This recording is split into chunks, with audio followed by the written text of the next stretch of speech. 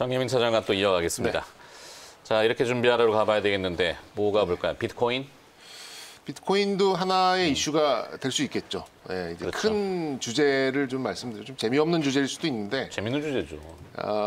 가장 흥미로운 주제 그런가요? 아닐까요? 뭐 비트코인이요? 아니 뭐 왜냐하면 24시간 거래되고 휴일도 없고. 그 현상에 대한 이제 좀 더 윗개념을 얘기하면 좀 재미없을 것 같아서 이제 그래요, 제목은 인플레이션의 가속도입니다. 인플레이션. 네. 사실 국제유가가 지금 제가 보는 화면에서는 배럴에 $60 선을 WTI 기준으로 네. 넘었어요. 선물가가. 그렇죠. 그리고 지금 뭐 식량 자원에 대해서 계속해서 지금 인플레이션 말씀을 좀 해주시고 있고, 네.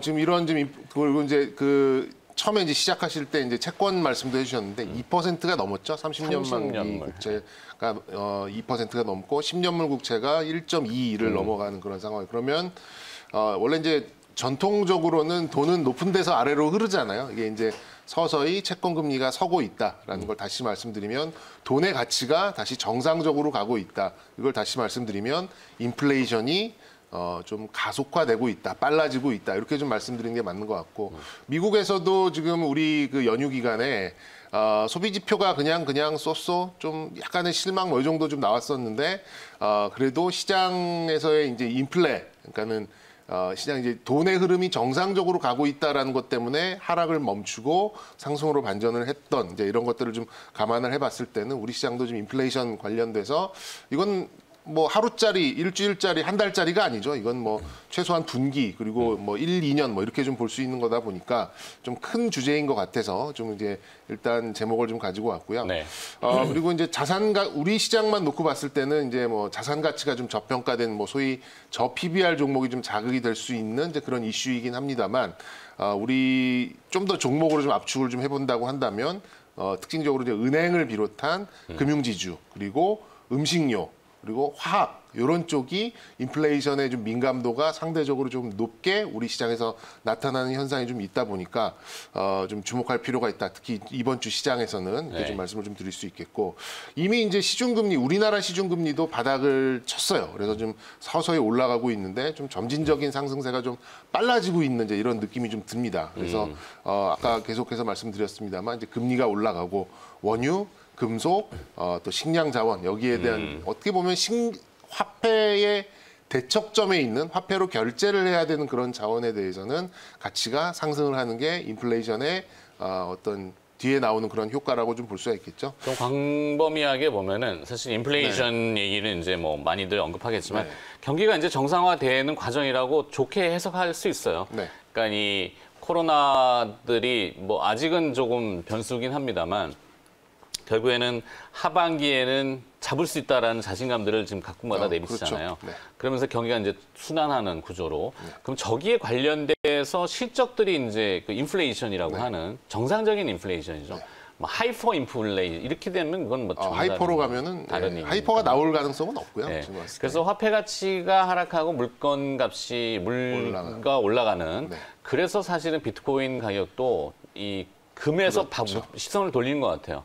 어차피 금이 이제 인플레이션 해지용으로도 많이 얘기하지만 금도 사서 저장해 놓기 뭐하고 그 숫자로 하는 거면 그냥 비트코인 하겠다라는 게 전 세계적인 주류. 비트코인도 한정적인 뭐 요즘 다시 채굴 얘기가 나오곤 있습니다.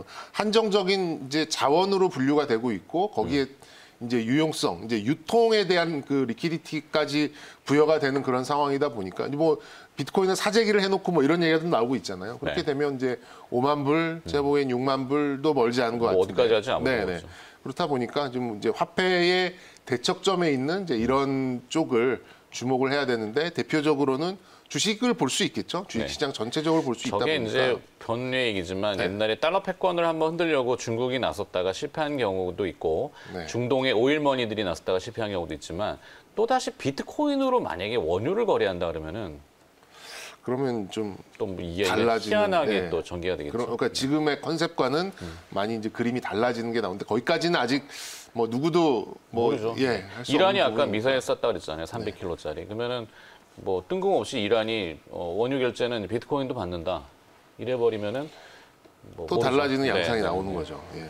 그래서 이제 우리 시장은 그간 뭐 반도체와 사실 EV, 수소차, 전기차, 뭐 2차 전지, 소재 뭐 이런 쪽으로 상당히 편중 현상이 좀 짙었는데 제가 보기에는 그냥 시총 상위에 있는 경기 민감주 전반적인 자극이 나올 가능성이 높기 때문에 이런 에너지가 좀 분산되고 시장은 강보합 이상의 에너지를 보여주고 뭐 삼성전자나 현대차에 좀 쏠렸었던 수급이 경기 민감 전반적으로 좀 이렇게 흩뿌려지면서 뭐 동반 강세를 나타내는 그런 흐름을 좀 예측하고 있어서 뭐 시장은 훈훈할 것 같습니다. 하지만 네. 속도가 이렇게 빨리 나올 것 같지는 않고요. 그래서 이제 시총 최상단 종목들보다는 한 50위권 안에서 이제 경기 민감 섹터 그리고 이제 금융지주 그리고 인플레이션을 잘 타고 넘는 대표적인 섹터인 뭐 정유나 화학주 이런 것들이 이번 주엔 좀 부각받을 가능성이 괜찮네. 높다. 기업들 봅시다. 그럼. 기업들은 뭐 대표성을 가진 종목들을 가지고 왔어요. 이제 금융지주 중에서 이제 조금 공격적인 모습을 갖고 금리 있는 이슈가 발생하면 금융주 네, 하나금융지주 한번 넣어봤고요. 근데 뭐 요즘 NCC 뭐 없어서 못 판다고 하는 이제 이런 폴리 제품들 매출도 좋고 원가도 낮고 뭐 이렇다면은 뭐 장사 잘 된다라고 저번에 이제 DL 설명하면서 한번 말씀을 좀 드렸던 것 같은데 그렇죠. 롯데케미칼도 대림 산업이 분할한 네. DL. 네, 주가 굉장히 그리고 빠르게 올라왔고. SOL 같은 경우도 지금 유가가 좀 60불이 넘는 상태인데 원화가 빠지면 속도가 나옵니다. 유가만 오르면 정유주가 그렇게 속도가 많이 나오진 않아요. 근데 원화가 강세가 나오면서 1,100원대로 내려가면서 유가가 강세가 나오는 국면은 정유주한테는 가장 좋은 시나리오거든요. 네. 그러면 이제 물론 오늘 SK 이노베이션은 좀 잡음 때문에 뭐 하루 이틀 정도 뭐 이따 시작할 때 SK 좀 이노베이션 그렇게 뭐 많이 출렁거리지는 않을 것 같아요. 말씀하신 NCC라고 하는 이 네. 롯데케미칼, SOL 정유 업체도 마찬가지지만 일본의 지금 지진 때문에 상대적인 수혜가 빨리 옵니다. 그러네요. 네, 일본 일본의 지진도 후쿠시마 있겠네요. 그 주변에 그렇겠네요. 데이터를 제가 아까 뭐 이름들이 일본 기업들은 또 이름이 어려워가지고 네. 그 스탑된 회사들이 굉장히 많아요. 정제 시설이. 예. 그러면 이제 뭐 정유주도 이제 뭐 서서히 이제 영마진에서 순마진으로 올라오는 이제 그런 지금 임계점에 있습니다. 그러면 그렇죠. 이제 SO일 같은 종목도 지금 7만 원대 뭐 후반 8만 원대, 7만 원대 후반에서 8만 원이 좀 빨리 넘어왔었는데 8만 원대 후반 정도 좀 볼 수 있을 것 같고 역시 좀 제가 이렇게 좀 생활을 좀 해보니까 비비고가 참 맛있더라고요. 비비고. 네. 왜 그런지는 아시죠? 네. 비비고가 결국에는 이제 세상을 정복하는 날이 올 것이다. 뭐 이렇게 좀 예상하는 사람들도 있어요. 우주 식량으로 쓰입니까? 뭐 그러지 말라는 법도 없죠. 네, CJ 제일제당도 어쨌든 이 식량 자원 뭐 이런 음식료 관련된 종목으로 좀 보시면 좋겠다. 그래서 대표적으로 금융지주, 화학, 정유, 또 식량 뭐 이렇게 해서 뭐 제 컨셉은 이제 시총 최상단 반도체와 자동차에서 시장은 조금의 확장적 국면을 갖고 속도보다는 좀 확장 에너지 이런 좀 분위기로 갈 가능성이 높다라고 결론을 좀 드릴 수 있겠습니다. 저 중에 그러면 압축 오늘 있나요? 오늘 하나 보고 싶은 건 SO일 보고 싶네요. SO일 네. 동의. 네. 롯데케미칼도 괜찮. 롯데케미칼도 괜찮습니다. 근데 이제 SO일. 여러 차례 말씀을 드렸으니까 롯데케미칼은. 네. 그러니까 SO일. 하여튼 기름 유가가 뭐 들썩들썩합니다. 이게 뭐든지가 움직일 가격이 됐기 때문에 하여튼 유가 잘 보셔야 되고 그와 연관된 기업들도 주목을 받을 수 있다는 거 동의합니다. 46분이니까 심령하는 잠깐 갔다 오도록 하죠. 네, 다시 받았습니다. 자, 개장 또 두 번째 이슈. 근데 쿠팡 얘기 안 해볼 수는 없죠. 계속 나올 것 같아서 이거 네. 좀 짧게 보고. 쿠팡 관련주들은 사실 그렇고 오히려 네. 그 영역을 확장해 보면은 이 쿠팡이라는 기업이 주목받는 거는 식별 데이터. 네. 좀 더 얘기를 편하게 해드리면은 구매 의향이 있는 사람 구매자한테 적정한 물건을 최적의 가격으로 오히려 이제 역제한을 제공하는. 하는. 네. 그러면 사지 않을까? 그게 이제 국내에는 그게 이제 미디어랩 3사의 광고 방식도 연결이 좀 될 수 있는 거죠. 뭐 네. 인크로스, 나스미디어 그래서 인크로스, 네, 맞아요. 인크로스, 네, 네. 나스미디어. 이런 이 사람이 이게 살 때 됐는데 뭐 예를 들어서 이 사람이 이 정도 주기 왜냐하면 이제 그 거래 데이터를 다 가지고 있다 보니까 네. 예를 들어 뭐 분유를 재구매할 때가 됐는데 그러면 몇 % 저렴하게 역제한을 하고 이제 이런 식으로 이제 상거래가 이루어져 가는 이제 이런 새로운 형태의 이제 상거래를 좀 볼 수가 있겠죠. 일단 뭐 뉴욕 와이더 플래닛이라는 신규 상장된 기업도 거기에 그렇죠. 예, 맞습니다. 근데 쿠팡은 이제 뭐 재탕은 될 것 같아요. 지금 동시효과를 분위기를 보니까 물론 이제 대장주로 테마의 대장주로 볼 수 있는 동방 같은 기업이 뭐 상한가 출발 그리고 이제 뭐 KTH 다날 뭐 대용 포장 영풍제지 뭐 이렇게 지난달 중순 정도에 한번 뉴스가 나올 때 한번 치고 나갔었던 종목들이 지금 다시 좀 각광을 좀 받고 있는 이제 그런 부분인데 이제 그 뉴욕 그 증권거래소도 이제 그 새로 상장된 종목들의 업종을 봅니다. 근데 유통업을 상장한 지가 이제 알리바바 이후에 거의 없었어요. 그래가지고 지금 이제 뭐 300억 달러다, 500억 달러다 말이 많은데 이 밸류에이션은 우리가 할 건 아닙니다.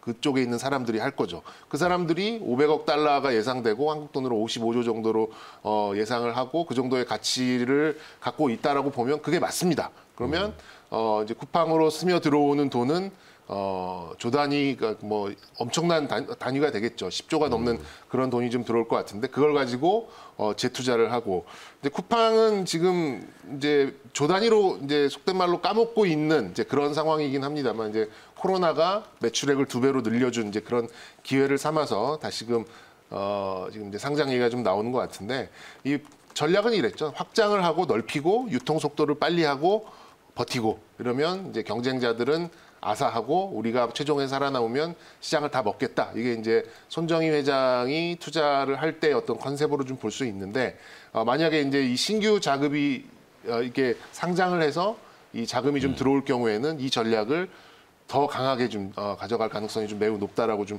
봐집니다. 그렇게 본다면 이 상장 얘기가 나오고 이 규모가 나오는 그 시점까지는 이 관련된 종목들은 테마를 이뤄서 뭐 좀 계속해서 좀 순환매가 좀 나올 가능성이 좀 높아요. 그래서 이제 우리나라 저런 거 잘하잖아요. 잘하죠. 네. 특히나 이제 동방 같은 종목들이 이제 상한가 뭐 특히 강세를 계속해서 물론 직접적 영향력으로 이 동방이라는 회사가 어느 정도의 수익성을 보일지 모르겠습니다만 시장이 만들어낸 그렇죠. 스토리에 시장이 만든 낀 거지 별로 그 실익성은 없는 것 같고. 잘못된 건 아닙니다. 원래 시장은 이렇게 움직이는 거니까요. 근데 우리가 좀 창의적으로 좀 바꿔볼 필요가 있지 않나 싶은데 아마존닷컴이 현재 시가총액이 1조 6천억 달러, 1,800조 원 정도 되죠. 그렇죠. 그러면은 1,900조. 쿠팡이 상장하면 55조 지금 예상하잖아요. 몇 분의 1이에요? 그러면 뭐 20분의 1도 40분의 1인 40분의 1. 근데 이제 우리가 거기에 맞춰서 또 갈 수 있는 동반 기업을 사실 지금 뭐 쿠팡 관련주로 정리해 오신 기업 보면 이미 다 알고 노출된 그런 기업들이잖아요. 기업들이죠. 네. 동방, 뭐 KTH, 다날, 대형포장, 영풍제지 이거 빼고 아까 얘기했던 걸로 가는 거죠. 인크로스, 나스미디어, 와이더 플래닛 바꿔보는 건 어떻습니까? 볼 수 있죠. 네. 저는 바꿔보고 싶은데. 근데 이제 오늘 데일리 방송이니까 당장 오늘 하루에 이제 움직임을 본다면. 저게 그 단순히 왜냐면 우리는 업투데이트하게 한 발 더 나아가야죠. 남들 똑같이 가서 뭐. 그 마케팅적인 차원에서 좀 뭐 접근을 해본다면 저는 이제 아까 말씀드린 대로 오히려 판매자가 역으로 제안을 하는 이제 그런 방식의 그런 이제 마케팅 시스템도 뭐 지금 같이 이제 빠른 배송에 지금 다 뭐 어떤 시스템적으로 가려고 하는 이제 이런 면에서는 좀 마케팅 쪽으로 한 발 더 나간다면 아까 이제 미디어랩을 보유하고 있는 그런 기업들도 뭐 충분히 좀 지켜보실 만한 그런 좀 흐름으로 볼 수 있겠습니다. 네, 혹여나 뭐 저 중에 그러면 집중해 볼 저는 영풍제지 같은 게 오히려 좀 영풍제지 한번 조금 제지주들도 지속성을 좀 볼 것 같아요. 다음 화면도 있는데 인크로스하고 나스미디어, 와이더 플래닛이 있다면은 인크로스 한번 보시죠. 인크로스 많이 또 하기도 하셨고요. 그리고 이제 제가 그 지금 이제 빨리 끝낸 인크로스, 이유, 그다음에 빨리 끝낸 이유가 지금 SK 이노베이션 말씀드리려고. 그래, 그거 좀 점검해. SK 이노베이션하고 지금 LG 화학하고 이제 뭐 분쟁이라면 분쟁, 뭐 소송이라면 소송 진행 중이고 이런 얘기가 좀 있어서 지금 시장에서는 너무 좀 크게 나오고 있어요. 어떤 사람은 1조면 될 거다.